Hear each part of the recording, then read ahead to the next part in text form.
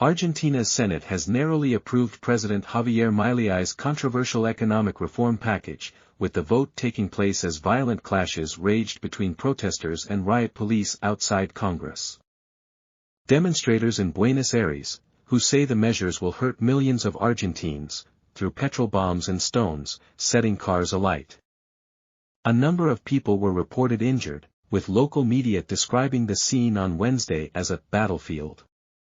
The reforms, aimed at reviving the country's flagging economy, include declaring a state of economic emergency, cutting pensions and watering down labor rights. Mr. Milei, a right-wing economist, was elected in the midst of a deep economic crisis which he is still struggling to stem after 6 months in office. Annual inflation is currently close to 300%, while more than half of Argentines are now living in poverty.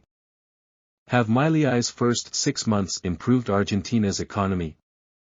Mr. Milei's shock measures are opposed by leftist political parties, labor unions and social organizations.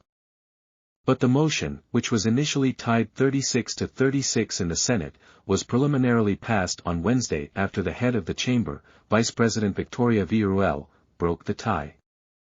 For those Argentines who suffer, who wait, who do not want to see their children leave the country. My vote is affirmative, Ms. Villarruel said after breaking the tie. The 328-article bill will now be surveyed point by point before its expected full approval on Thursday. It will then return to the lower house for the final go-ahead. Ahead of the bill's passing in the Senate, protesters chanted, "The country is not for sale, the country is defended," while one banner read, "How can a head of state hate the state?" Scuffles broke out when protesters tried to make their way towards Congress through fences, with demonstrators throwing rocks at officers who pepper-sprayed them. Observers and opposition MPs said dozens of demonstrators and a handful of MPs received medical attention. At least 5 opposition MPs in the crowd were hospitalized, legislator Cecilia Moreau told AFP news agency. At least 20 police officers were also injured, officials said. Security forces said they arrested 15 people. "We cannot believe that in Argentina we are discussing a law that will put us back 100 years, Fabio Núñez, a 55-year-old protesting lawyer, was quoted by AFP as saying. President Milei's office issued a statement thanking the security forces for repressing what it described as terrorists attempting to carry out a coup d'état.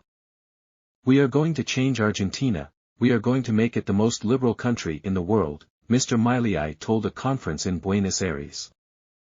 The highly divisive bill was approved by the lower house in April, after significant amendments were made to it. Mr. Milei came to office in 2023 after vowing to take a chainsaw to public spending. While on the campaign trail, he even brandished a chainsaw while making a speech to symbolize his determination to do so. He has since cut the cabinet in half, slashed 50,000 public jobs, suspended new public works contracts and ripped away fuel and transport subsidies.